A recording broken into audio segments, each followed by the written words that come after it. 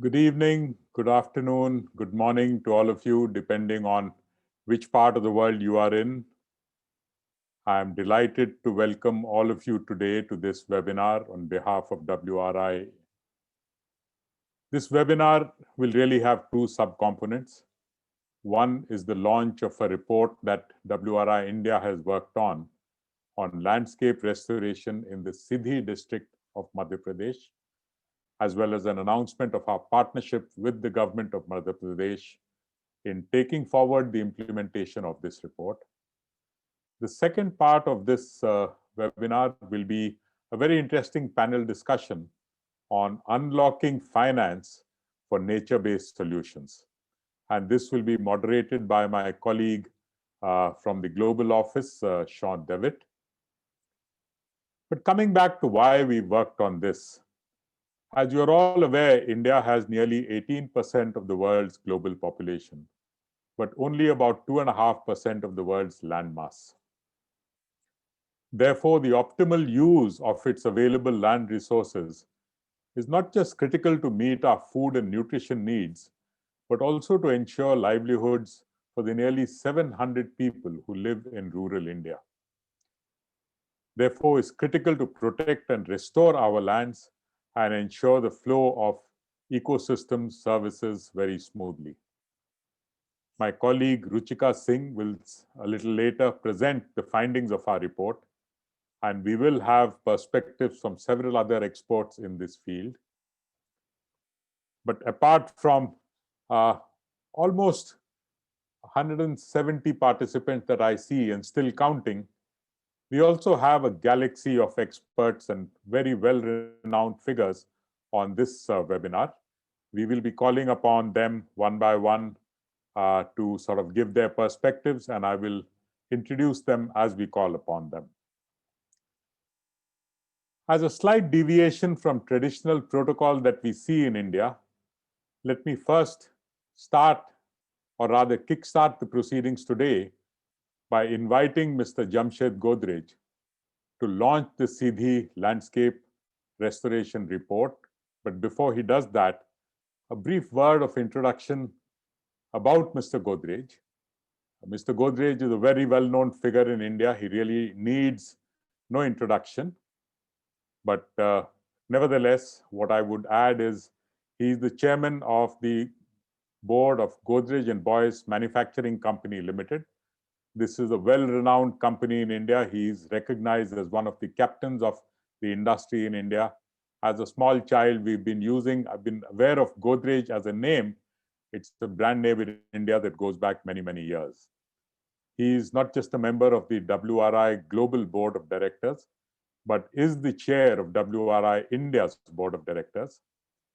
He was conferred the Padma Bhushan by the President of India in April 2003. We are indeed proud and privileged to have him as our chairman and mentor.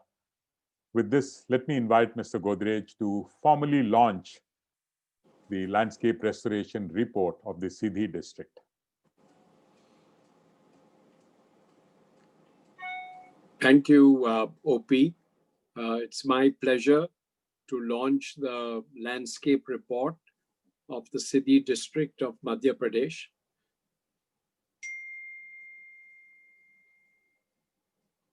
So we have the formal launch happening with this, and a small video that we will play on what this is all about.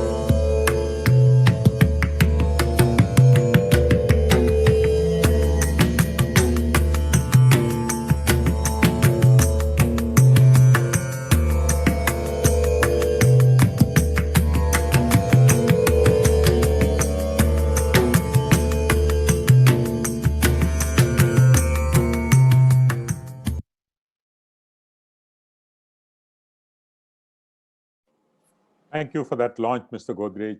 May I now invite you for your address? Thank you, OP.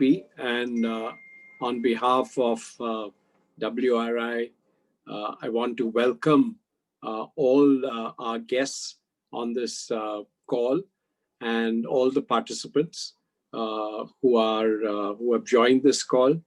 I think we all know very well that landscape restoration is a crucial activity, and India has a vision of doubling farmer incomes and improving livelihoods. And but this cannot be achieved in isolation. I think we have to have that commitment to safeguard and restore the environment. And I think we all realize that with the outbreak of COVID-19, it's had a very, very significant impact on people's lives and livelihoods, and particularly of migrant workers. And we have to rethink our economic and growth models to the benefit of everyone. And I think this idea of build forward better is something about how we can provide opportunities that are beneficial to both people and the planet.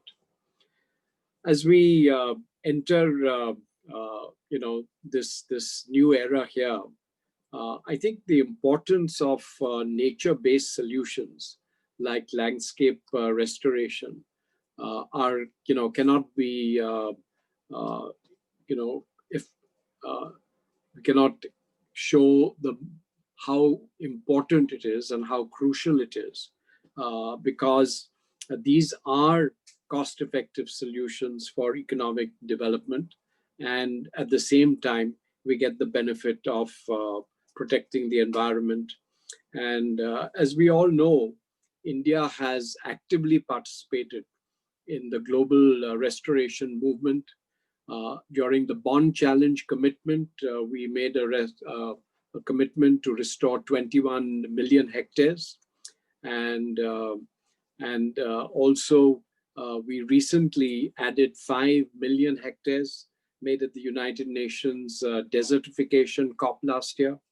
And this is also added to this, we have added our ambitious nationally determined contribution, the NDCs, for the Paris Agreement on Climate Change to sequester 2.5 to 3 gigatons of CO2 through reduced emissions, through landscape restoration. And of course, this is absolutely the right time to invest in people living throughout India's rural landscapes. And it's clear that we need to help entrepreneurs and young people who are restoring land by improving their business plans, building partnerships, and amplifying their success. Last week, we heard from 15 of these innovators who completed the Land Accelerator South Asia program. And this was a program organized by WRI India. And the energy and the ambition of these entrepreneurs showed in their 6 months of work. And this really is something that inspires all of us. And the restoration movement needs them to unlock the true opportunity of restoration and nature-based solutions more broadly. This report from WRI India is timed so well. And I think that, it is the key findings from this report will provide rich information for planning and doing landscape restoration. And its recommendations on inclusive, participatory, and equitable development provide guidance for similar landscape restoration projects in India and across the globe. It is this message of hope that resource-rich but economically poor landscapes which dot India, Asia, Africa, Latin America, all of these can use nature-based solutions to revive lands, restore ecosystem services, conserve biodiversity, and most importantly, create jobs and a thriving local economy. And clearly, at a time like this, these are all very, very crucial. So on the 9th of November, the Department of Panchayat and Rural Development of the Government of Madhya Pradesh and WRI India signed an MOU to develop a collaborative plan for realizing the true potential of restoring Sidhi district's landscape. Under the MOU, the Department of Panchayat and Rural Development and WRI India aim to leverage the flagship schemes such as the Mahatma Gandhi National Rural Employment Guarantee Scheme, the Madhya Pradesh State Rural Livelihood Mission, and other initiatives in the livelihoods, infrastructure development, tribal welfare, and panchayat sectors. This work will support the Government of India's need for meeting its international commitments, including its NDCs in the Paris Climate Agreement, the Bond Challenge commitments, and the land degradation neutrality targets to restore 26 million hectares of land, and also will be a big development towards attaining our sustainable development goals. So I'm very pleased to be a part of this launch, and I appreciate our partnership with the government of Madhya Pradesh, and I look forward to hearing more about the project and the discussion that we will have on restoring landscapes. Thank you. Thank you very much, Mr. Godrej, for your inspiring words. It's always been of great encouragement to us. And recognizing the importance of landscape restoration and nature-based solutions, I'm glad you recognize the timeliness of this work. Thank you very much. Thank you very much for your comments and your keynote address. As Mr. Godrej mentioned, we have entered into a partnership with the government of Madhya Pradesh for collaborative working in restoring lands in the Sidhi district. We have with us today Mr. Manoj Srivastav. Mr. Srivastav is an officer of the Indian Administrative Service. He has been in this from 1987 and currently holds the very important charge, I would say, of being not just the additional chief secretary of the state, but also the development commissioner in the state. I understand that he was also the district collector of Sidhi several years ago. I would like to invite Mr. Srivastav for giving us his perspectives and also say how delighted we are to be able to partnering with the government of MP and with him personally on our taking this work forward. Mr. Srivastav.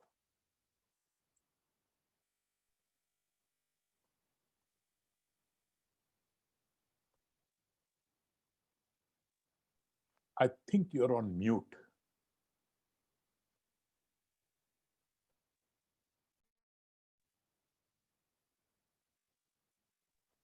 No, not yet.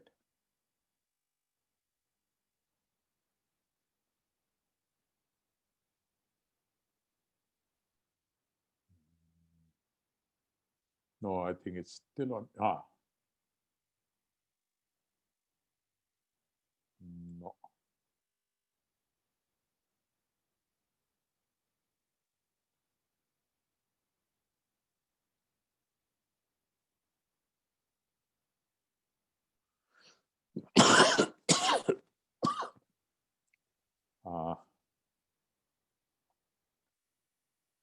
I see you on mute still.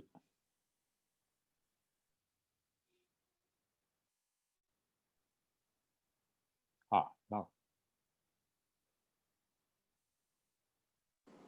No. Or is your mic function?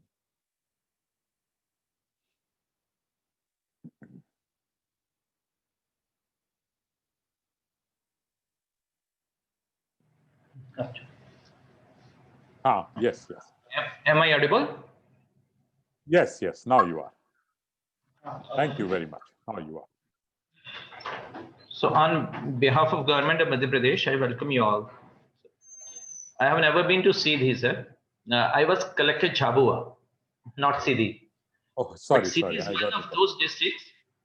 But Sidhi is one of those districts that are classified in a very high vulnerability category with respect to climate change. Madhya Pradesh government got vulnerability and risk assessment exercise carried out under the Climate Change Adaptation and Rural Areas of India project. And it grouped the districts into low, moderate, high, and very high. Sidhi was marked as red, very high. It had very low values of composite vulnerability index, low adaptive capacity, and higher sensitivity to climate change. So it is in the fitness of things that we are going to have this intervention of landscape restoration in this district. Ecological integrity of the district needs to be rebuilt, and as we develop the vulnerability index more holistically by including socio-economic indices, our landscape restoration exercise is also supposed to address the same. The relationship of landscape and livelihood, we believe, is reciprocal. If we heal the landscape, it heals us. The work of restoration cannot begin until the problem is fully and squarely faced. So before doing anything, an honest confession is required. Confession that the ecological functionalities of the district have been severely compromised, lowered, and toyed with. This project is our way of refusing to give up. Repentance may be one ingredient of restoration, but that alone will not do. A fundamental challenge for landscape restoration is the identification of restoration areas within the landscape where multiple functions operating on different scales can be enhanced. We intend to identify different trade-offs and synergies. We also need to generate restoration and regeneration feasibility maps using predictive models, and also intend to map multifunctional hotspots using spatial multi-criteria analysis. In Sidhi, as far as I know, restoration at a landscape scale will be constrained by the diversity of landowners. Additional limitations will also apply in this district where tenurial rights are found sometimes ambiguous. Governance issues also abound. Where deforestation is complete or where humans have occupied the landscape for long periods, there are no records of the original forest or of the wildlife that once occupied them. In so many areas, deforestation or farmland drainage has altered hydrological regimes on local microclimates. Some of the original plants and animals are now extinct, while populations of others have grown and become overabundant. Exotics have colonized the areas and became naturalized and impossible to eradicate. So we have to ensure a realistic assessment of available choices and achievable outcomes. Restoration efforts may not suffice if they are based only on regeneration and plantation. Forest breeding, bird habitat, and black bear habitat connectivity are also equally important. There was a time when the forests of Sidhi district were divided into several shooting blocks. Respective DFOs used to issue shooting permits. There were 4 game sanctuaries in the history of Sidhi, administrative history of Sidhi. They have had their impact on the availability of fauna. Sidhi harbors some very ancient populations whose interrelationships with these diverse fauna resources are very intimate. The tribal community treasures knowledge on various animal species used in 35 different medicinal purposes. These animals are of high consensus value for the community. We have also got an inventory of degraded lands of Sidhi district using remote sensing techniques. Water erosion we found is the man degradation type covering 22% of the total area. Then there are rocky waste, mining of minerals, stony waste, etc. This degradation mostly results from their unsustainable use, causing problems such as soil degradation, erosion, and soil fertility loss, which aggravate existing challenges of poverty. Merging biodiversity conservation efforts with sustainable and resilient livelihoods development in a changing climate is a gold standard of any project for that matter. Any neglect of social justice issues, any disregarding of the disadvantaged people may damage our eco-centric initiative. As Additional Chief Secretary, Panchayat and Rural Development, I have particularly emphasized on the natural resource management, making use of Mahatma Gandhi National Rural Employment Guarantee Scheme. We have gone for a heavy drive of creating NRM assets. More than 76% works done under the scheme are NRM works. NRM assets have helped small and marginal farmers to improve livelihood opportunities. Access to water for livestock has also increased. SRLM, you have already mentioned. Apart from SRLM and Mahatma Gandhi National Rural Employment Guarantee Scheme, I have seen possibilities of convergence in watershed development scheme also, and for that matter, Pradhan Mantri Krishi Sinchai Yojana also that we administer. I'm glad that the report that is being launched today has been prepared with multi-sectoral engagement and with great deal of transparency. It is trust building and human rights based, resilience seeking report. I congratulate the team that got involved in preparing the report. It's a good augury.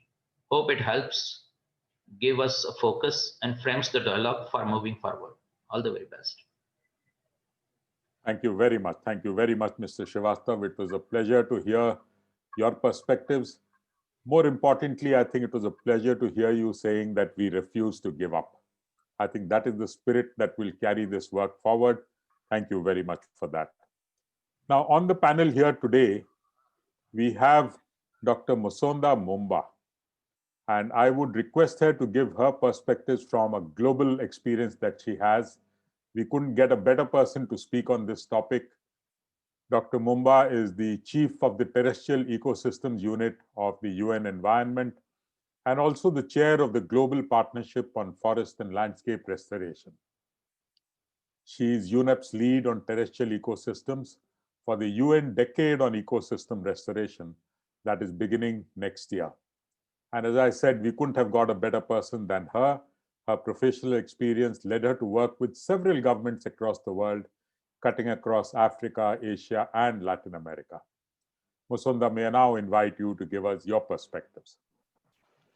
Thank you so very much, Mr. Agwal. Greetings from Nairobi in Kenya. I'm very honored and really humbled to be a part of this launch. And unfortunately, I've never been to India and I desperately would love to visit. I did a lot of work on the Hindu Kush, but I've never visited and I'd love to see. You have to come. Make sure you come now.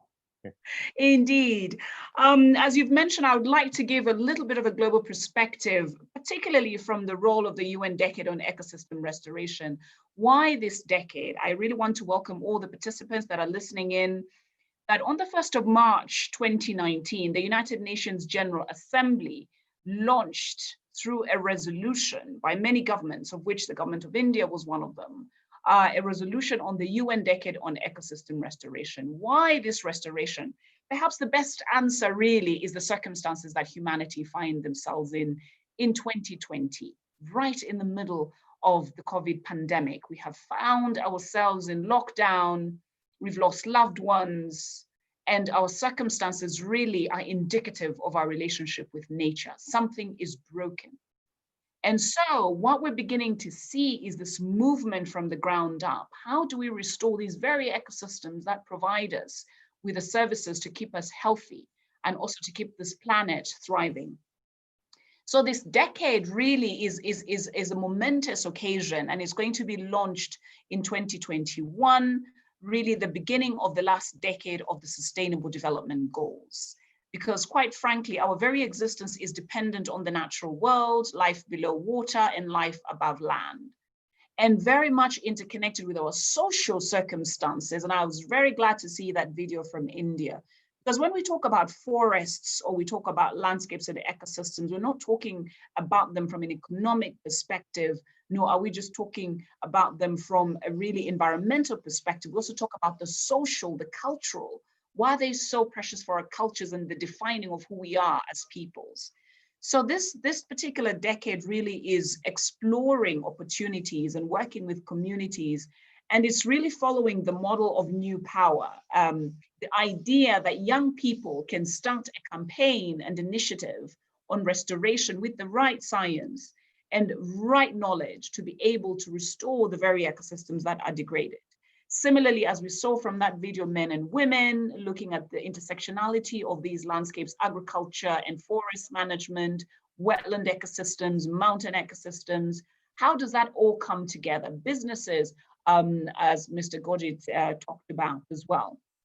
So this particular decade really, as the Secretary General did say in his speech on the 3rd of December on the State of the Planet speech, he did say the planet is broken, something is wrong. The fact that the entire planet is in lockdown, something is not right. So how do we rebuild this relationship with the planet? It's really around how we undertake nature-based solutions. And some of these nature-based solutions also are connected to solutions such as forest landscape restoration, and which I'm very, very much in alignment and sort of listening to the different speakers here and also to Mr. Manoj in terms of from the government perspective, how we see engagement of state and non-state actors.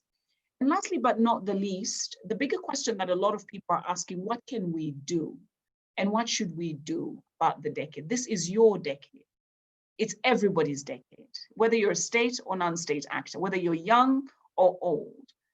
And if you use a phone, I'll send a link in the chat function to share the website. We do have the website for the decade, and we also have a hashtag, and the hashtag is Generation Restoration. And what we've done is to very cleverly have a feature in the algorithm. Whoever uses this hashtag, wherever there will be in the world, it pops up on our website.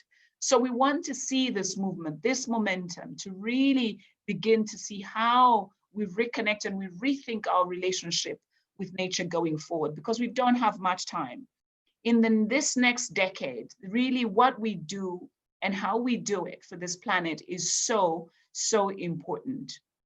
And lastly, but not the least, you're welcome to even use the visual identity, and that the information is on the website and you can access that visual identity. You can have it on a panel, you can have it in very national, regional, context-specific pamphlets in local languages to really share the story of restoration, because the story of restoration comes from people, from the very individuals who are living in these spaces and thriving and also dealing with their own natural environment, and they understand it. So I'm really, really honored to have been part of this discussion, and I wish you a fantastic deliberation in the course of this webinar. I'm very much looking forward to the final video and listening in on some of the finance and really unlocking finance going forward for landscape restoration. Thank you so very much. Thanks so much, Musanda. I can't tell you how mesmerizing it was to hear you, how powerfully you convey your feelings. And under your leadership, we really hope the UN Decade on Ecosystem Restoration will fix the planet, fix the kind of things that we've been doing wrong, and get us all on the right track. Thank you very much for joining us, and thank you for your words. I really hope to see you and welcome you in India sometime on behalf of WRI India. Thanks so much.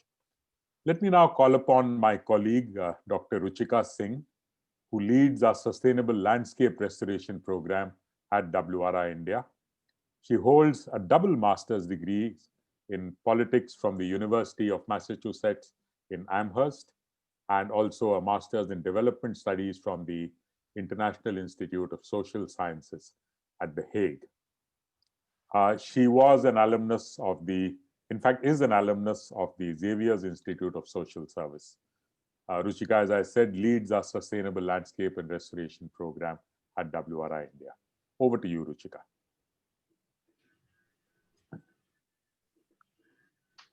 Thank you, Opi. A very warm welcome to everyone on the launch of the report on restoring landscapes in India for climate and communities.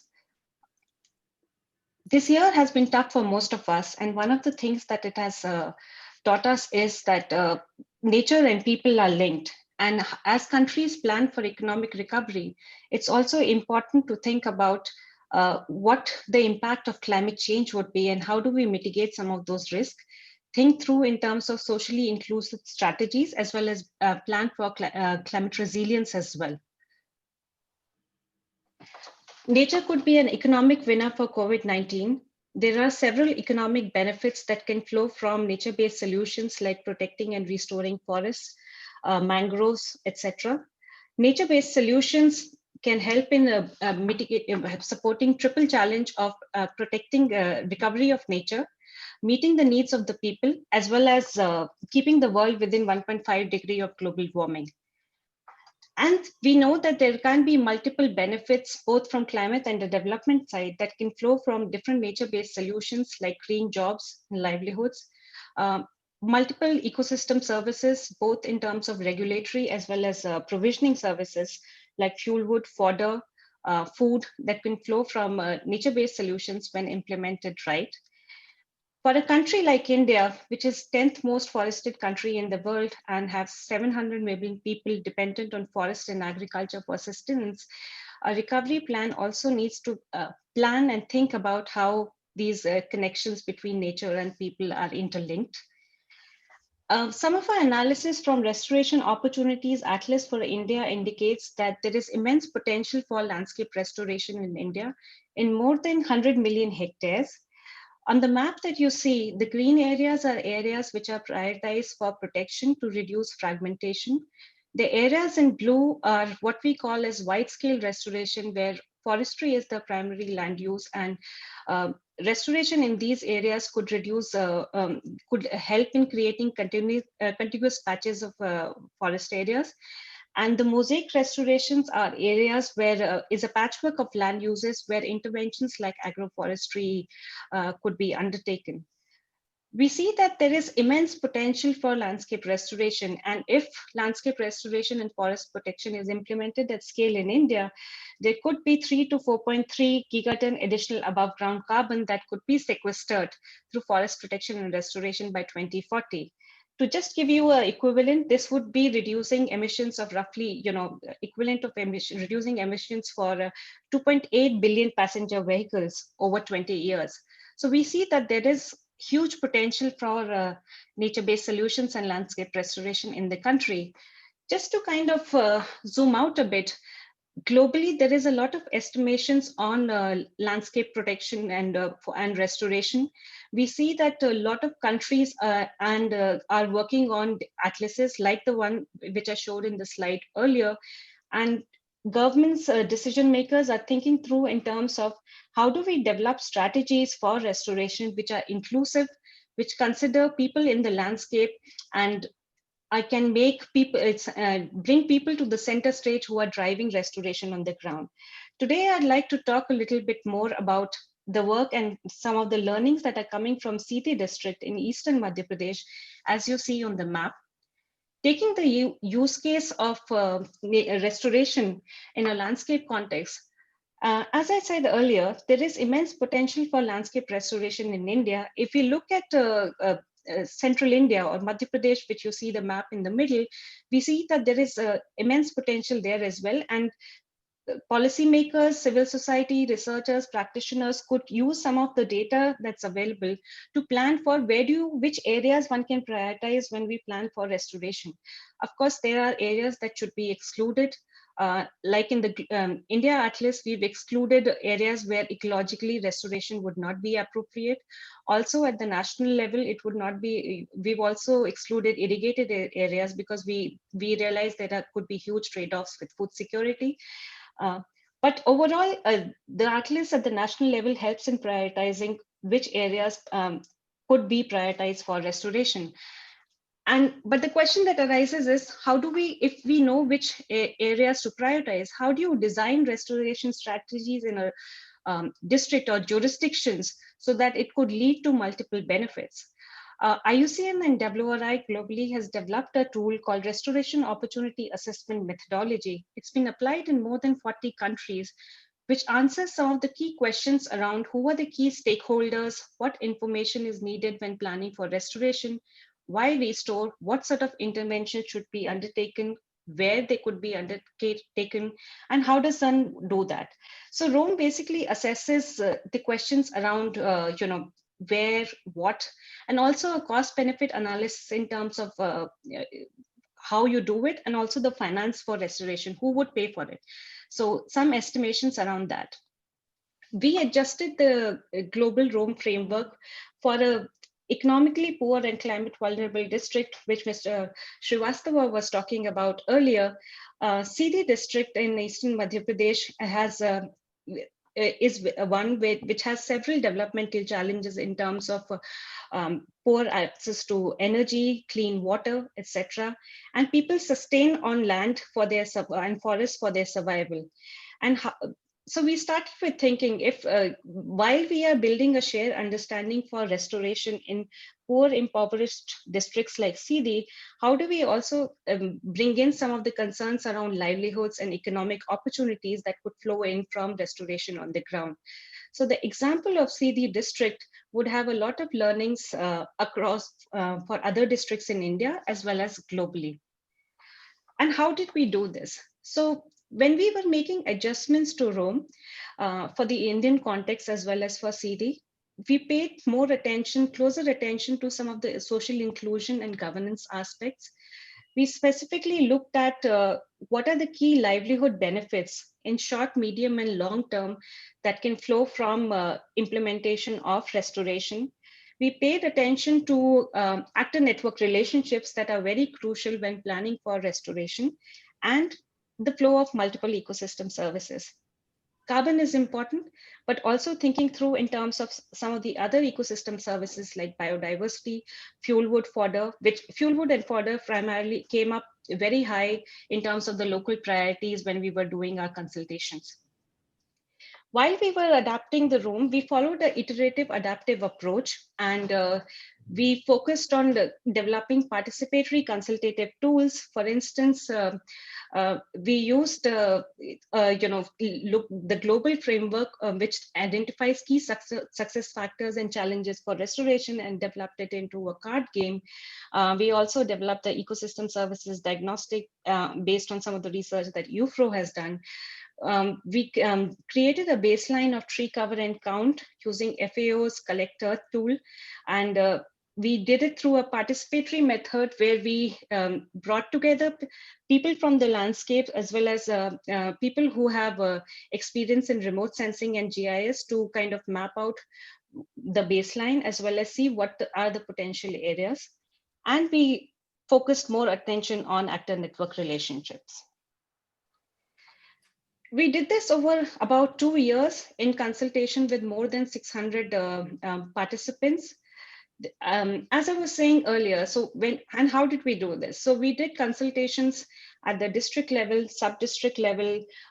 We also did several focus group discussions at the village level and one-to-one interviews to kind of identify key land use challenges, what are the priorities that are emerging from the district, and then accordingly, we sort of came up with a restoration opportunity assessment and some of the findings that came out. We validated our findings several times as well. So what are the key recommendations from the Sidhi's assessment study? What we find is there is immense social and economic benefits that can flow from restoration. There's a wealth of restoration opportunity in more than 300,000 hectares in Sidhi district. And through a series of accelerator, which is a time-bound sort of a program which brings together stakeholders and equips them with capacities, knowledge that might be needed to break through barriers to success and restore more land faster. Just to give an example of accelerators that we have recommended in the study, they are around policy, knowledge, and land accelerator or business accelerators. As Mr. Godrej mentioned earlier, the Land Accelerator South Asia was launched in India this year. We in fact had the demo day for Land Accelerator last week, where we heard very innovative pitches from 15 entrepreneurs from India and Sri Lanka, talking about the fantastic work they have been doing on restoring farms and forests across the country. So the map that you see on the screen showcases the opportunity for restoration, conservation, and protection in Sidhi district. The areas that are in light green are the areas which are primarily protected areas. about 19% of the land. And these are the areas which have been prioritized for protection, conservation in the district. The areas that you see in green are dark green are the areas where there is high canopy cover, and these are forests outside forest areas, and these are the areas which have been recommended for protection. We also have, and the areas in yellow are the areas where we've identified restoration opportunity, and we've identified in the report at least 8 interventions where WRI or agri-hortiforestry, trees on bunds or boundaries, farmer managed natural regeneration, etc., can be implemented. Just to, in terms of, to read the graph, what you see, and the analysis here is being presented at the sub-district level to identify different interventions that are feasible in a sub-district in Sidhi. They could have been just more than 8 interventions, but we prioritize the interventions which came out more in terms of which are more socially inclusive and also were prioritized by local farmers, stakeholders during the discussions. And some of these interventions, the 8 interventions that we've identified, can address several land use challenges that Sidhi district faces. And Mr. Srivastava talked about a lot of that earlier. So in terms of, there has been a change from natural forests to monoculture plantations in the district, low productivity of land, soil erosion, over-extraction of fuel wood and non-timber forest produce, inadequate fodder are some of the challenges that Sidhi's population is dealing with. And through some of these interventions identified, there are multiple ecosystem services that could flow. Of course, there would have to be policy interventions that would have to be undertaken around to make sure land tenure and resource rights are secured, market linkages are developed so that the benefits can flow from the interventions identified.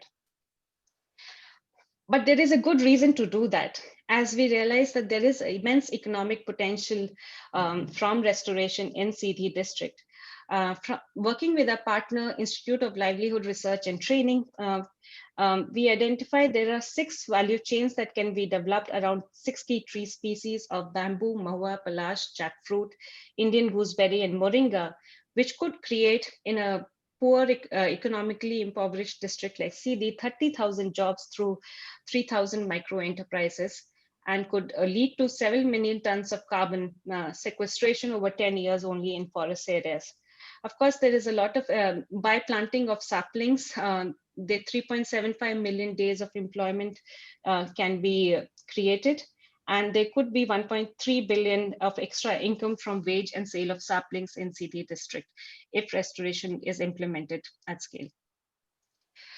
One of the important sort of our learning while implementing this was, and which restoration projects across the world would also have to consider, is what are the local priorities that emerge from different interventions from restoration. So our analysis indicates that there are differentiated priorities based on caste, class, and gender in terms of what ecosystem services people are looking for from when restoration is implemented on the ground. For instance, women prioritize provisioning services such as fuel wood and fodder, while men prioritize regulatory services such as biodiversity, soil erosion, etc. And there are several enabling policies in place for the restoration interventions that we've identified, which could help in its implementation. And this was the work which was done in partnership with the Center for Environment Law, WRI India. And what we did identify is, I mean, it's great that these enabling policies are in place, but for restoration projects to be successful, they need clarification on the ground so that one can create successful restoration with secure tenure and resource rights for people so that benefits can flow. What you see on the map is our analysis from social landscape analysis. We basically looked at identifying the actor network relationships, which are very crucial to understand when we plan for restoration in a landscape. And from the map, it would look like that this is a very large and diverse landscape.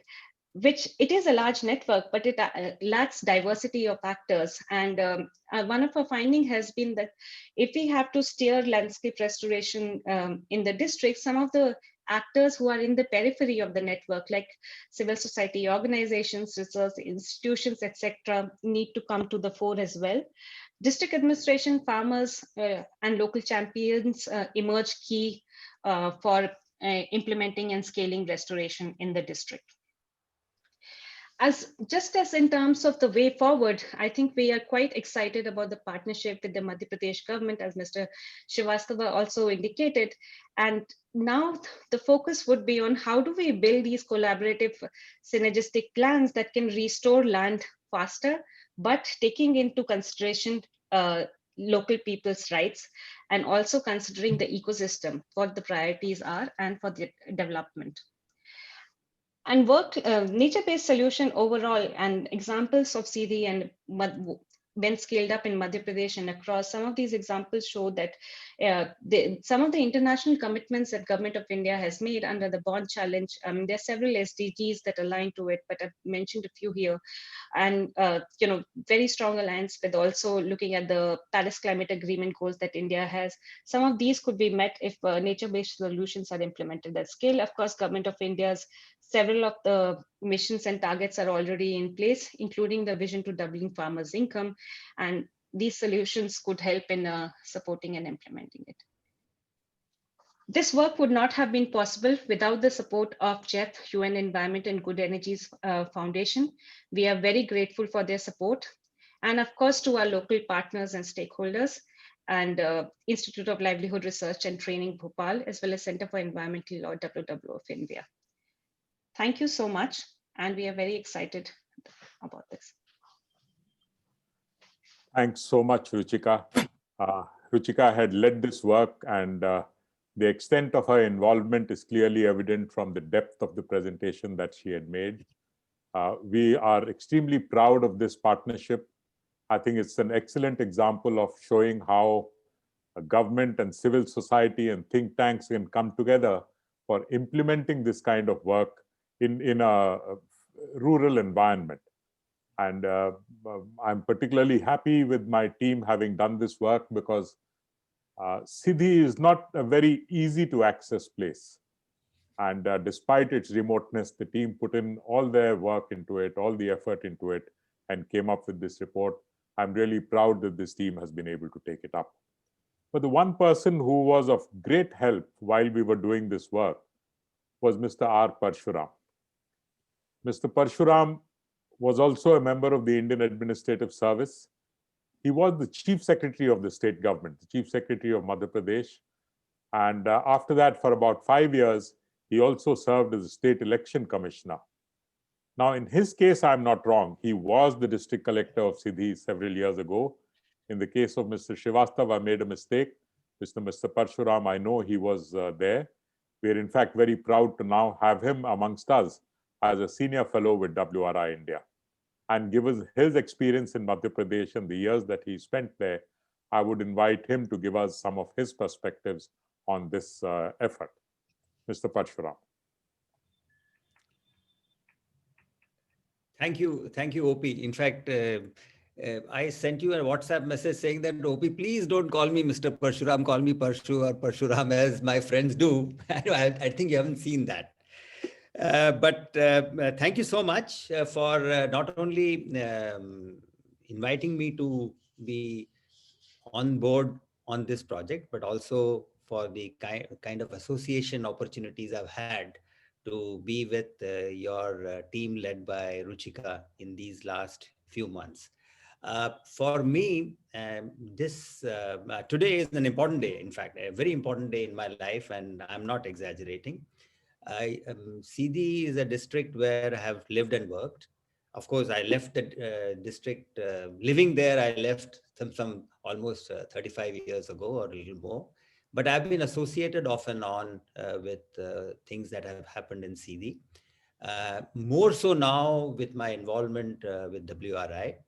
And it gives me immense pleasure, and it's a matter of great satisfaction that this report on which Ruchika just now made a very impressive presentation has come out with the hope that whatever it seeks to implement, whatever it embodies in its on its pages and photographs, actually would turn into reality with the kind of support or an involvement that WRI has been able to leverage not nationally and internationally, and the kind of wholehearted support which it has received from the government of Madhya Pradesh, led here by my colleague, my former colleague, if I may, but a friend, Mr. Manoj Srivastav, uh, who occupies the chair today, where I used to sit some 10 years ago. So, so this is something which really is an important day for me. Today, in fact, if I may say so, a large number of people who are in the audience, some of them are also the district team from Sidhi, as well as the CSO organizations from within Madhya Pradesh, many of them who are very much interested in seeing things go forward in Sidhi. I will only try and build on some points because after Ruchika's presentation, I really don't have to go into the details. What I want to say is that a lot of things have changed in Sidhi for the better and for worse. All over India, we have seen a lot of development happening. People's lives have improved. Levels of poverty have decreased and reduced. But at the same time, if you go to a rural setting like in Sidhi, you find that life is full of challenges. Making a living is a challenge. Uh, Outward migration for seasonal and long-term employment is a continued reality. All this happens when a lot of work has continued to happen in Sidhi itself. So what has gone missing? In the last 35 years that I have been associated with Sidhi, and let me also, as an aside, say one more thing. Sidhi, the word itself in Hindi means straight, everything that is straight. But Sidhi's landscape is such an undulating landscape that there is not even a 200-meter stretch of road which runs straight. It's full of ridges and valleys. And before we started formally this webinar today, Mr. Godrej was asking us about Sidhi and the rivers that flow through Sidhi. There are major rivers which flow through Sidhi. It has also therefore resulted in some very good surface water schemes, but those are limited to the narrow valleys in the district. Large part of the district, which is very undulating, is still dependent on groundwater recharge as well as on soil moisture content. So therefore, forests and retention of moisture, avoiding soil erosion, all these things are issues which need to be tackled in a far more concerted manner than perhaps we have achieved up till now. Manoj was very clear about the kind of programs that can support the effort that we might put in here. This project report by itself talks of going in for land restoration through plantation. It also talks about convergence of funds, both government funds through programs, as well as attracting other investments from multilateral agencies maybe, or for bilateral funding. Or the instrumentalities are all there. What is probably required is to deepen convergent action and at the local level, for which the government of Madhya Pradesh has come forward very willingly and said that we are willing to look at this happen, number one. Whereas we do talk of climate change more often than not, what happens and what you see in the media, it's generally about what's happening at the national level and internationally.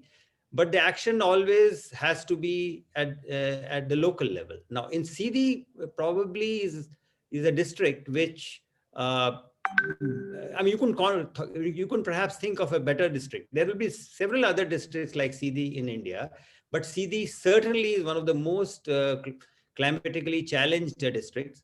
Long back in the history of development, if you look at in India, in the 1970s and 80s, we used to have a program called the Drought Prone Area Development Program. Now, which means that this was centered on or focused on districts which were prone to droughts arising out of insufficient rainfall because of monsoon failure. And the 6 districts in Madhya Pradesh which were uh, in this list, this all India list of districts which were most challenged, Sidhi was one of them. Even today, despite the fact that there is some irrigation, there is a lot of exploitation of groundwater, much more than what it ever used to be. We haven't really given people their due in agriculture, and therefore for earning their livelihoods. And this project can really bring in a lot of such convergent action together. Uh, the institutional arrangements are there, they only need to be strengthened and deepened. People are willing, as Ruchika pointed out in her presentation. This report itself is the outcome of a very intense discussion at the local level. It's not as if somebody has sat in the national and the state capital and produced the report. It's a lot of field work has gone in, a lot of local interaction and engagement has gone in. Whatever has been said in the report actually has come from what people there in the villages, in the panchayats have asked for, what not merely what the local leaders think and want, but also what a common farmer, a subsistence farmer, a small farmer, a small farmer whose part of his family migrates seasonally to other better endowed areas. They have all been, their views have been taken into account, and this is a result, an outcome of that exercise, of which I'm immensely proud for my association, informally and formally, in the last 3 or 4 years. I had this good fortune of even chairing one big session in a way forward workshop in Sidhi some 2 years ago, where the findings at a draft stage was discussed, and with people, a large number of people participating. And whatever they said there, and these included not only the local community, but also the civil society and small and marginal farmers, men and women, and people from the scheduled tribes who form a significant uh, proportion of the population in the district. All those things have been taken on board. And what is probably needs to be emphasized more is the fact that it's a very forward-looking report. It doesn't stop at doing a few things and then saying that it's all done. What it also connects with is uh, the integrated approach to which we probably need to go back to. Uh, of late in India, the development programs have tended to be individual and family centric. But when we talk of natural capital and the natural endowment, which is under pressure, we need to look at it afresh. Again, as Manoj mentioned, we used to have a very strong watershed development program. So this approach for landscape restoration, land restoration on a landscape approach or landscape denominated approach, can probably not only set an example for how to upscale it within the district, but also would probably serve as an exemplar for both other areas of Madhya Pradesh and indeed for the rest of the country, where the challenges are similar. And it's coming right before the commencement of the UN Decade on Ecosystem Restoration. So I'm probably at the right time. Therefore, this is the right program for the people who need it, by the people, to be implemented by the people who want it, at the beginning of this huge worldwide effort on ecosystem restoration. And with that, I would like to once again thank you, OP, and the rest of the WRI team for allowing me to be associated with the project. And of course, with Manoj Srivastava and the government of Madhya Pradesh officers, with whom this project has given me the opportunity to be of continue my linkage with them. Thank you so much for giving me this opportunity. Thank you. Thank you so much, Mr. Parshuram. I have replied to your WhatsApp message, but to just sort of amplify what you said, I was part of that workshop that you spoke about in Sidhi about 2 years ago. And the one thing that I must say is the way you bonded with various stakeholders who came to that.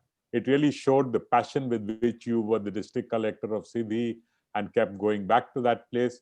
And that kind of bonding is something that is rare to see. And if it wasn't for your help and your support, I'm not sure how far we have been able to go in completing this work. So thank you, a big thank you to you. We look forward to your guidance and support in the years to come as we work with Manoj on getting this further off the ground. As you very rightly say, we are hoping that this will be a demonstration of the good that can come out of the UN Decade on Restoration. Thank you very much for all your support so far. So friends, with this, we complete the first part of this webinar today. It's now time to move on to the sort of panel discussion on unlocking finance for ecosystem restoration. And for this, I will invite my colleague and dear friend, Sean Devitt. Sean is the director of the Global Restoration Initiative in our global office in WRI. And Sean has a very close connect to India. He's very passionate about India. It's a real delight that he's there with us. And I'll now request Sean to take forward this panel discussion and also introduce the panelists on this. Over to you, Sean. Wonderful. Thank you so much, OP. So thank you so much. Welcome to the panel session. I've been asked to share a few opening slides. And so I will do that now, and then I will turn to our esteemed panelists in just a couple of minutes. So the question at hand, and we've heard this as a thread throughout the opening remarks from our esteemed colleagues, is what are these concrete steps that we can take to unlock finance for restoring landscapes? And first, I just wanted to highlight, this is from the Credit Suisse 2014 report that looked at conservation and restoration finance. And just to say that we do still face an enormous global gap. You see here, these are numbers from 2014, but they've only increased incrementally. We see about 40 billion in public funding and about 10 billion in private funding, leaving us with this shortfall of about 300 billion per year. And with our experience, even some of the money that's been earmarked by impact investors and others has had trouble flowing onto the ground into restoration projects. So why is that? We put together an analysis, and we will share these slides with you. But we looked at the barriers for restoration finance, and we found that there were 9 themes that just kept emerging. The first are related to some of the project characteristics, that restoration projects often do have a longer time horizon. They are new onto the scene, relatively speaking, and so they are considered risky. And the projects are often small. Some of the impact investors we work with are looking for project sizes that are larger to justify the due diligence on the investment that's required. So we see a mismatch there. The second are around some of the enabling factors. First, we've seen that there are a lack of incentives, and these can be financial incentives, but also incentives related to land tenure and other issues that can stand in the way of restoration, or just incentives from other sectors that are just larger than incentives to restore land. But also, oftentimes, the coherence among policies across sectors across different scales, whether that be national, state, or local. They often lack coherence. One policy may be heading in a certain direction in one sector at one scale, but then there's another policy heading in a different direction. And so you've heard a common theme of convergent action, and this could be very, very helpful in this space as well. There are also some market forces that are hindering some of the placement of restoration finance. We see a mismatch of capital and needs, often very high interest rates and or collateral requirements, too short of a loan term to be able to deal with that long time horizon that is required for these projects. But also some of the market linkages are often missing. Now we see some market linkages for eucalyptus and pine, teak, some of the more common economic species, but especially for native species, there's a lot of work to be done to strengthen those market linkages. And lastly, around capacity. Why we've seen some challenge in having even the money earmarked for restoration flow is that first, the technical capacity is sometimes lacking.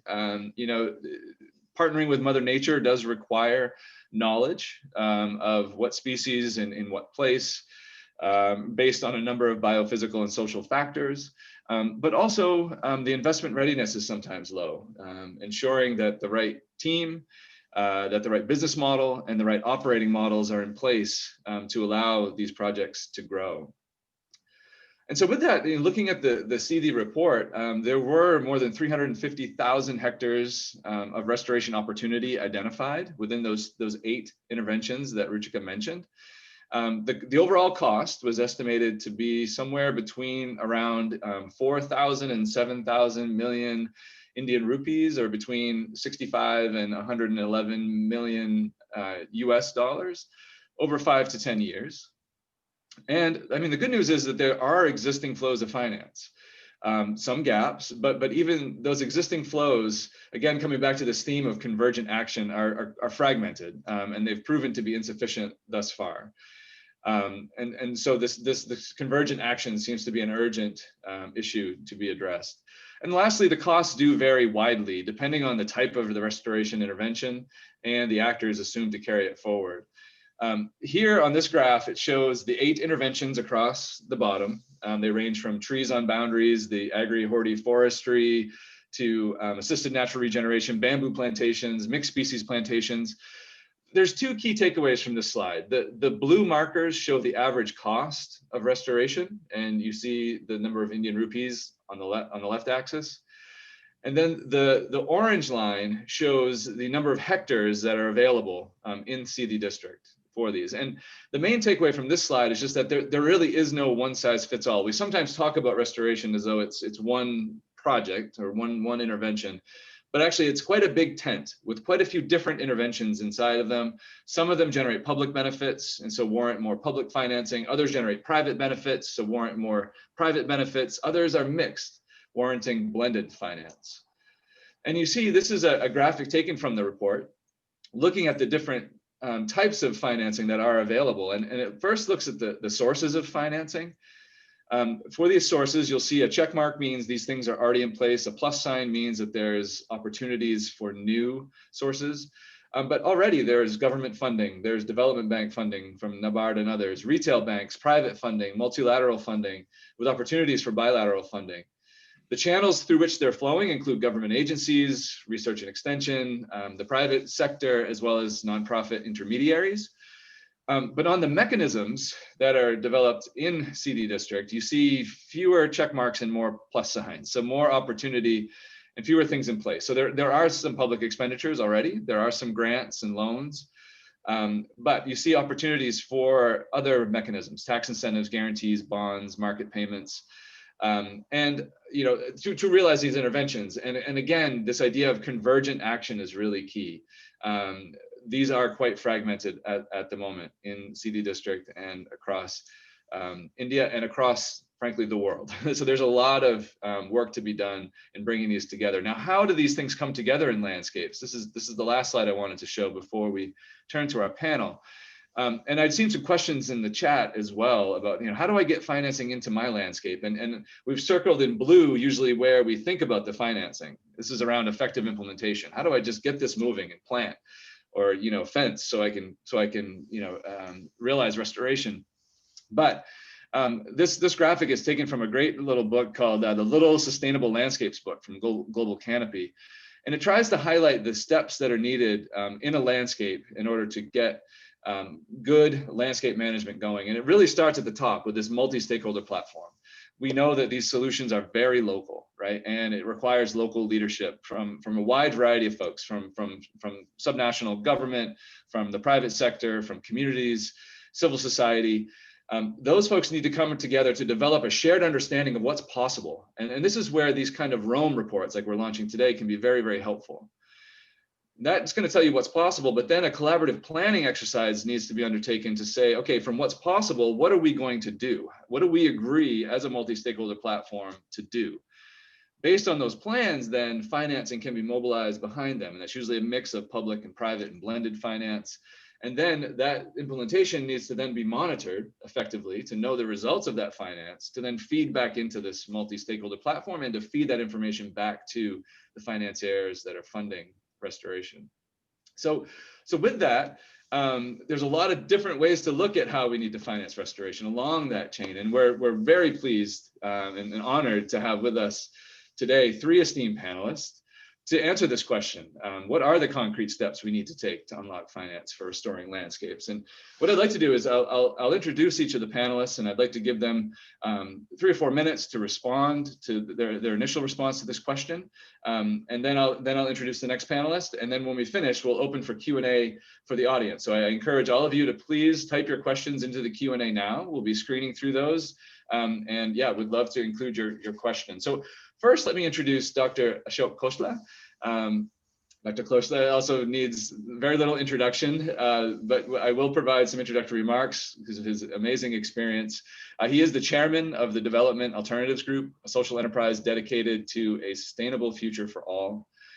Earlier, he was the director of the Office of Environment for the Government of India and the director of Infoterra, the information system of the United Nations Environment Program. He has served as the co-chair of the International Resource Panel and the president of IUCN and the Club of Rome. We as WRI India are very grateful for his service as a board member as well. Dr. Khosla is a pioneer in this intersection of environment and development sustainability with tremendous impact in India, but also internationally. Amazingly, he taught in the first university course on the environment at Harvard University. He established the first government agency for the environment in a developing country in India. He created the first international information system on the environment, Infoterra, at UNEP, and he founded the first social enterprise for sustainable development, the Development Alternatives Group. So among his honors and awards, he is an officer of the Order of the British Empire. He has received the UN Sasakawa Environment Prize, the Zayed International Environment Prize, and WWF's Duke of Edinburgh Medal for Conservation. He studied natural sciences at Cambridge University and holds a PhD in experimental physics from Harvard University. So with that incredible introduction, Dr. Khosla, we'd love to hear from you, your thoughts on how we can finance restoration in landscapes. Well, Sean, it was a bit not only incredible introduction, but you took up half my time. So now I'm going to be limited to about 3 minutes to answer a question that has been so well addressed by all the speakers already that I hope I can do a little bit of justice in the few minutes that I have. Personally, I think unlocking finance for restoration is probably the wrong question, or at least it's only half right. Any long-term, long gestation period intervention does need investment, it does need financing, no question about that. But where we are falling short is finding ways to reduce the costs so that the kind of investments needed are really more manageable. You know, the important issue is to reach the goals of restoration, forests and other landscapes, and to do so in a way that we can speed up the process without having to keep shaking down the tree of international or national finance. there are different ways to reach these goals, and raising funds is certainly one of these. And most of them have been covered: revenues from payments for ecosystem services, revenues from products being sold from those restoration interventions, revenues from local enterprises and communities that benefit from this, commons. And common property resources deserve government taxpayer support. I mean, there's no question that they have a right to access national or regional funds. And then we've mentioned carbon credits and offsets and co-benefits with biodiversity. So there are whole ways of raising funds. Much more interesting, I think, in view of the fact that people don't like to spend money, is to reduce the costs. And that, I think, my own organization's foray into this area has led us to believe that natural regeneration of all kinds, assisted, farmers, etc., is actually probably the major way to go forward. It not only takes care of the issue of species, which are usually local if it's natural regeneration, but nature is really incredibly strong and powerful and resilient. And we found that this is a terrific way to save landscapes and to regenerate them. Agri-horticulture, the wadi that Ruchika was referring to in her slides, is also an area. It needs a little more sophistication than the way we've been doing it in the past. But it seems to me that from an economic point of view for the farmer, this is a terrific way to go forward. Nature-based methods for land improvement. The whole area of vetiver grass for land terracing. In Fiji right now, they're doing some incredible work in these areas, in a little, Pacific island. But we've seen these happen in India and in other places. I'm a firm believer in biomimicry, in learning from nature and being inspired by nature to do things that basically cost a lot less and deliver much bigger results. The amazing project in Berlin, for example, of recycling used baby diapers into making trees is a phenomenal example of how you use nature to teach you how to recycle and circularize your local economy. And I would certainly like to think that there are many others. But ultimately, what has really worked in the past is voluntary action, a lot of it. I mean, Korea went from about 4% of its land area under forest at the end of the Korean War to 65% within literally less than a decade, by almost entirely, I wouldn't call it voluntary, it was more forced than voluntary, but it was action by people, by everyone, by the whole country, going out there and spending their entire vacations planting trees. And you can see an amazing result from that. Faith-based institutions. We've had some incredible results from people working using faith-based motivation to plant trees on a very large scale. In Pakistan, the billion-tree tsunami is an interesting example. It illustrates not only what is doable, but also the need for transparency and accountability. These are things that you essentially have to do if you want to do these on a large scale. Now, my 3 minutes are up. So all I can say is that we need now not only transparency and accountability, but we need a readjustment of our legal systems to allow forest lands to be opened up for this kind of work by other actors, including civil society, including other kinds of sectors, including private industry. And I think that would be a major breakthrough in thinking if we could do that in India. Thanks. Wonderful. Thank you so much, Dr. Khosla. Thanks for reminding us of the power of natural regeneration, often underappreciated. We agree, the power of people and mobilization and the importance of these enabling frameworks. So thank you so much for your remarks, Dr. Khosla. Next, let me please introduce my colleague, Ms. Wanjira Mathai. Wanjira is the Vice President and Regional Director of WRI Africa. She is the current chair of the Wangari Maathai Foundation and the former chair of the Greenbelt Movement in Kenya. She also graciously served as the co-chair of the Global Restoration Council for several years. As an inspiring leader, Wanjira has over 20 years of experience advocating for social and environmental change at both local and international levels. Wanjira is dedicated to raising the visibility of climate change, youth leadership, sustainable energy, landscape restoration, really championing the central role that women and youth must play in creating our sustainable future. She serves on the board of the World Agroforestry Center, ECRAF, and as an advisory council member on the Global Alliance for Clean Cook Stoves. And lastly, Wanjira was named one of the 100 most influential African women in 2018 and again in 2020. Wanjira, thank you for joining us, and please, over to you. Thank you, Sean. That's a lot, but really a privilege to be here. And thank you for all the remarks that have gone before. Really, really interesting. For us, I mean, Sean, there's so many reasons why we must invest. These are interesting times, and climate change remains, I think, the existential crisis and the most existential issue of our time.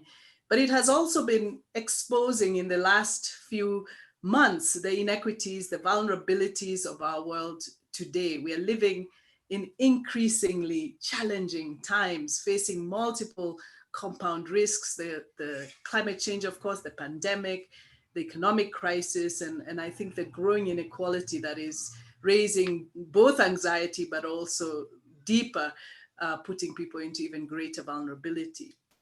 Now, the fact is we've done really well in fighting poverty over the many years past, but poverty is, believe it or not, expected to increase for the first time in 22 years because of the big shocks that we've gone through recently. And now what's dangerous about this is that the demographic that is falling into poverty are those that are actually at the margins. They are people in the informal sector who are running businesses, entrepreneurs who are working hard, a lot of them youth and women. And these are often invisible to state systems and to databases that would otherwise provide social support if it's there.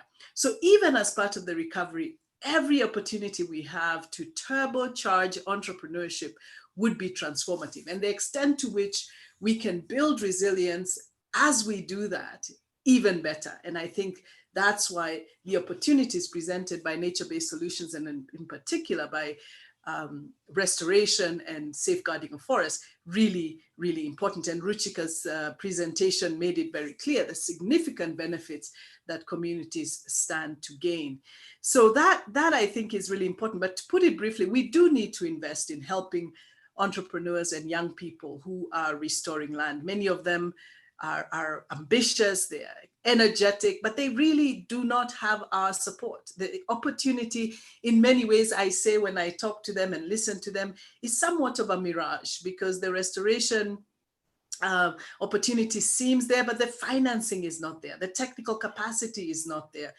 And so we need to be really, and some of your barriers spotlighted that. But we know that there are shining examples of people who are doing it. Malawi, for example, have been very inspired by the fact that they're activating a youth movement in restoration that is quite groundbreaking, committing 1.5% of their domestic budget to a youth restoration initiative, providing that sort of employment to thousands of young people as they at the same time restore landscapes. The great news is, and I always like to remember, that restoration and nature-based solutions in general provide a third of the climate solutions. So we cannot ignore the mitigation and adaptation benefits of restoration. And we must therefore put in our minds the mindset that not only can we do it, rather, how do we do it? How do we de-risk? How do we get over all of those barriers that you talked about? Because not only is it the right thing to do,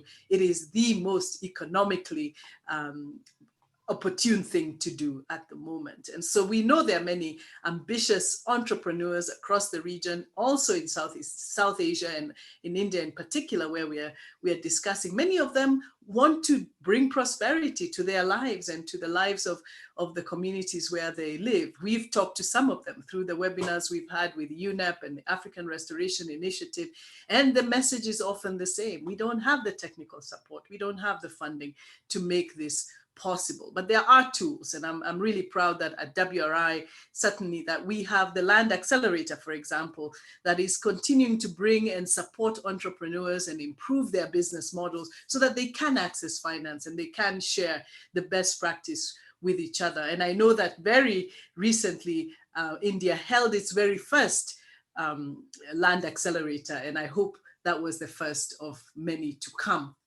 And expanding these sorts of programs, Sean, is what will help us reach more entrepreneurs, turbocharge the restoration movement. And then finally, one of my favorite opportunities, and unfortunately COVID has put a stop to our ability to visit each other and have exchange visits, connecting leaders from across the regions, sharing best practice. And, you know, Africa, South Asia, Latin America, we need to learn from each other. We need to avoid the roadblocks to implementation that we've seen and begin to create real opportunities and share what's working well. I really enjoyed the presentation that Ruchika gave about Sidhi, because it does in so many ways remind me of some of the landscapes right here in Kenya. And last week, I was part of a restoration roundtable where consensus is developing that we need to put a priority on restoration. And so we have so much in common, so much to learn from each other. And so Sean, I wish we could make sure that these exchange visits begin, and maybe even virtually to start, because we have everything we need to turbocharge this movement. We just need to connect. And I think in this UN decade for restoration, certainly through COP26, COP27 will be an African COP. We have got to make this COP work and make it count for youth, entrepreneurs, and nature-based solutions. So it's a triple win as far as I'm concerned: the environment, social equity, health and communities, and the entire suite of ecosystem services that flow from it. Now is really the time to invest in restoration, to invest in people, and achieve this triple win. Thanks, Sean. Wonderful. Thank you so much, Wanjira, for your remarks and for reminding us of the importance of that human connection, and of supporting our entrepreneurs, these brave, courageous souls that enter this sector. Indeed, we've had more than 1,600 entrepreneurs apply to the Land Accelerator programs in the last 2 years, and we've only been able to engage 50 of them so far. And so there's a huge opportunity here for further engagement. So thank you so much, Wanjira. I'd like to now introduce our concluding panelist, Edel Montero. Edel, warmest welcome to you. Edel is the program lead at the India Climate Collaborative. She holds her master's degree at this intersection of environment and sustainable development from University College London. She has over a decade of experience in sustainability and climate action, both in consultancies and in the nonprofit sector. She leads the ICC's work on land use with a focus on natural farming as a nature-based solution to climate change. And she previously worked on climate advocacy and knowledge building with the Center of Environmental Research and Education, and on market-linked climate smart agriculture and landscape management with IDH, the Dutch Sustainable Trade Initiative. So with that, Edel, we'd love to hear your remarks on financing restoration. Over to you. Thank you, Sean. Can I be heard? Hello? Yeah. Yes, we hear you well, Edel. Thank you. Great. So let me start by congratulating WRI on this critical piece of work, because I actually think it's very much relevant to this conversation around unlocking finance for restoration. Primarily because I think it addresses some of the barriers to finance, this lack of recognition of incentives to restore land, and this belief that environmental social benefits have no market value. Specifically, I think what the report does well is it highlights the additional employment and the expected wage income generated. I think this moves the discussion from theoretical sector claims to very tangible expected outputs in this specific local scenario. And I think this narrative on livelihoods is very critical in this moment of time, as we talk about post-pandemic economic recovery, but also green recovery investment strategies. we need to ensure that restoration and landscape interventions take their rightful place in those discussions. In general, as we consider unlocking finance or restoration, the starting point logically has to be strategies that address some of the barriers to both existing and potential sources of finance. Some of these have been mentioned: poor accountability mechanisms, high transaction costs, both for the funder, but also those accessing funds, and also maybe lack of institutional capacity and coordination. I think maybe blending sources of finance will also be critical, but it should be by design rather than convenience and availability. That is, this will require some sort of matching of the type of finance and funding to its most appropriate use. As Sean highlighted earlier, there is a global finance cap for restoration. And keeping in mind the volume required to scale restoration beyond specific projects and clusters, I think it is very important that we stimulate commercial and private investments where applicable. But for this, what we need is a paradigm shift in the way in which private sector views investment opportunities in restoration and how public and concessional investors catalyze private capital. So could, for example, DFIs and multilateral banks shift even more focus towards private sector mobilization? Could they do this by supporting pipeline development, maybe providing concessional capital, or even improving market incentives? We know that in India, at least, public money is the most available source of current finance, but it's currently structured to deliver direct implementation activities. Is it possible to consider expanding the range of public financing instruments? So to include blended and hybrid products, or to have the government guarantees to encourage maybe corporate sector partnerships. I also think maybe public sector money could be used to build critical sector infrastructure like institutional capacity, those monitoring systems and incentive mechanisms. Lastly, grant money can be strategically deployed to build local capacities or maybe fund critical data and knowledge. And reflecting on the conversations within the philanthropic networks that the ICC is part of, there definitely appears to be a significant number of major donors currently in strategic planning and realignment mode in preparation for what's been discussed here very well, the 2030 decade of action. Many are expanding their portfolios. They're moving climate solutions beyond energy to include nature-based solutions to climate change. So we think that the next 2 to 3 months, short enough time frame, is actually a very, very critical time to firmly entrench landscape restoration within their long-term plans. I'll stop here. Wonderful. Thank you so much, Edel. Yes, and you touched on one question that I had seen in the chat. I know we're nearly at time here, but I wanted to just maybe take time for 2 questions, and then maybe we can answer other questions that are in the chat via email together.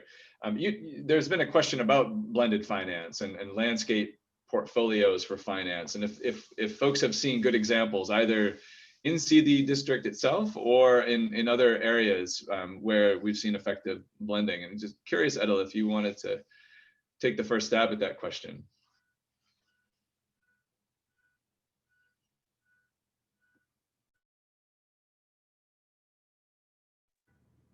Oops, Edel, did we lose you? We may have lost Edel, so we can come back to her. Curious, Dr. Khosla Wanjira, any perspective on this blending or landscape mechanisms, or Ruchika as well, given your work in Sidhi district?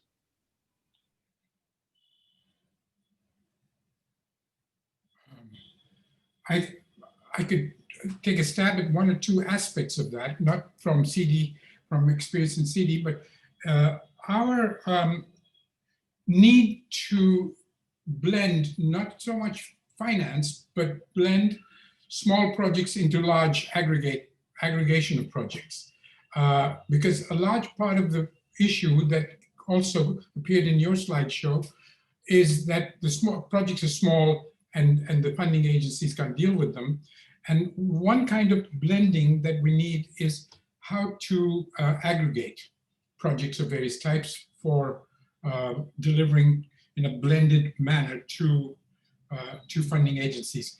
And I think, cluster development of enterprises of various types We've recently done a project in Burkina Faso doing shea butter. Shea butter is a very interesting way of restoring landscapes because it's one of those things that you can't plant in a plantation. It grows in the wild, it's got to be collected, and it's an extremely valuable product with very high potential price in the market. So we've seen that it's impossible really to get financing for one small micro enterprise. But if you can cluster these, and we've had some success doing that. The government of India has actually, in its wisdom, introduced a very interesting program called Sfurti, S-F-U-R-T-I, which takes traditional industries and puts them together geographically or virtually into clusters that can be supported by common services. And these are the kinds of things I think we've got to look at in order to generate the kinds of revenues from the ecosystem services or the products of landscape restoration into the market. And I believe that kind of blending is really has a big future. The other kind of blending that you're talking about, whether it's loans and equity, this and that, are also important.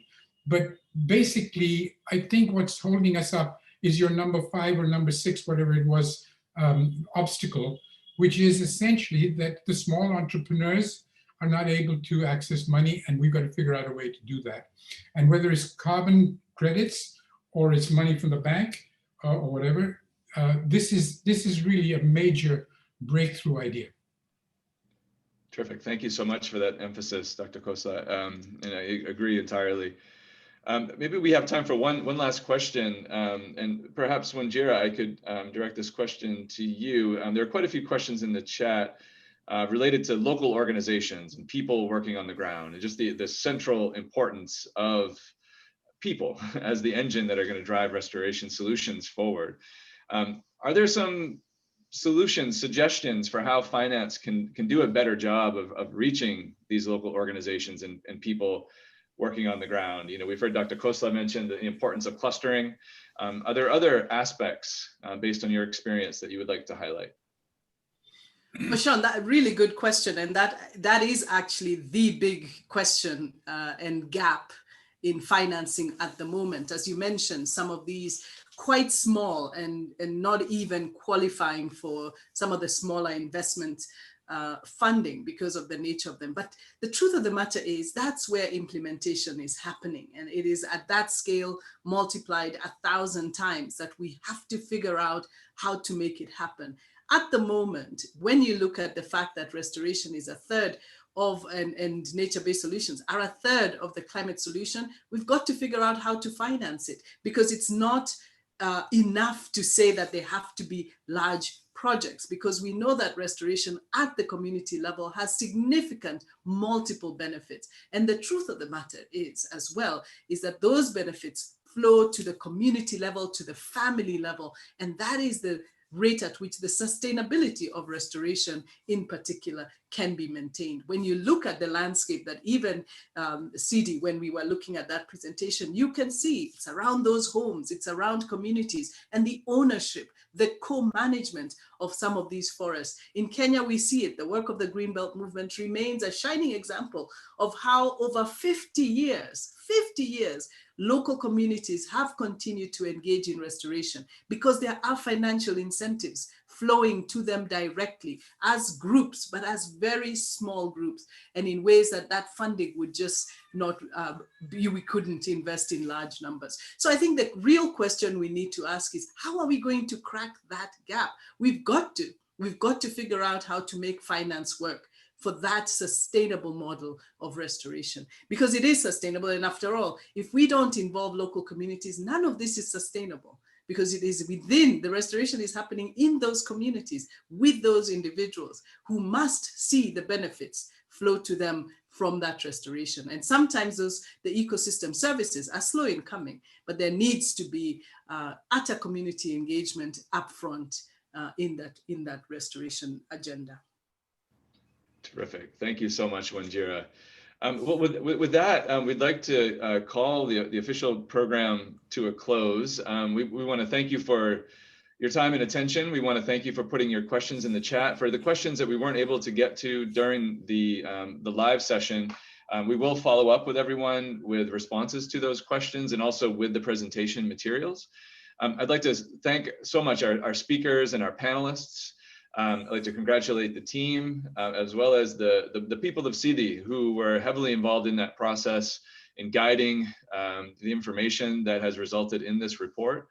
I think we all know that this is the beginning of a journey. This report can help to generate that shared understanding of what's possible, but there's still much to be done in bringing ourselves together. And if I was going to say, like, what is the one core theme that we've heard throughout the presentations, it's the idea of coming together, right? Whether that's to create more blended finance mechanisms, whether that's to have more aggregation of our projects and our systems, whether that's connecting as people to share good practices and lessons of what has worked, whether that's coming together for convergent action to make sure that our financing mechanisms are well coordinated in landscapes. As we head into 2021, we take this as our charter to find ways to work better together and to pull together these various work streams so that we can see these benefits flow into these critical communities and ecosystems. With that, I'd like to thank you all so much for your attention and your time. And we look forward to following up with each of you by email. So thank you so much. Thank you. Thanks a lot.